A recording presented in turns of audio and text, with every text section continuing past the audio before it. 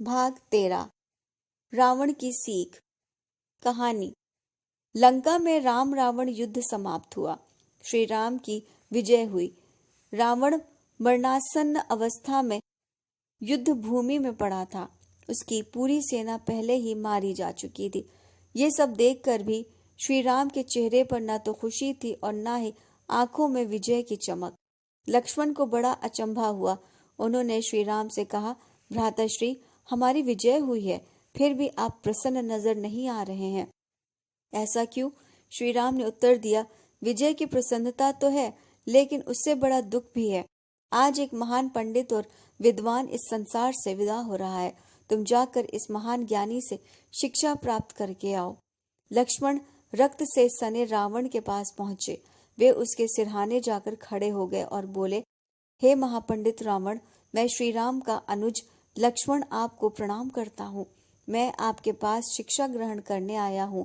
मुझे नीति और शासन संबंधी ज्ञान दे।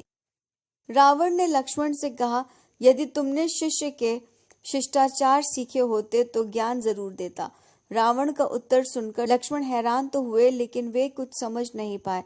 वे श्री राम के पास लौट गए और उन्हें सारी बातें बताई।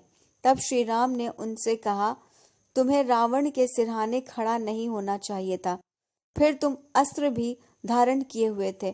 अपने अस्त्र उतार कर उनके चरणों की ओर खड़े होकर शिक्षा ग्रहण हेतु रावण से प्रार्थना करो।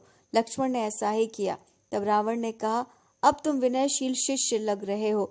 विनयशील हुए बिना शिक्षा ग्रहण करना असंभव है। इस समय मैं पल दो पल का मेहमान हूँ।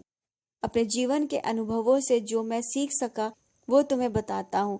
कुछ क्षणों की चुप्पी के बाद रावण ने कहना शुरू किया, अपनी शक्ति का प्रयोग अपने स्वार्थों की पूर्ति के लिए नहीं करना चाहिए। इससे व्यक्ति अनेक शत्रु हो जाते हैं। यदि हम अपनी शक्ति और विद्या का प्रयोग दूसरों की भलाई के लिए करें तो हमारे अनेक मित्र और हितैषी बन जाते हैं। सच्चे मित्र ही सच्चे मार्गदर्शक होते हैं।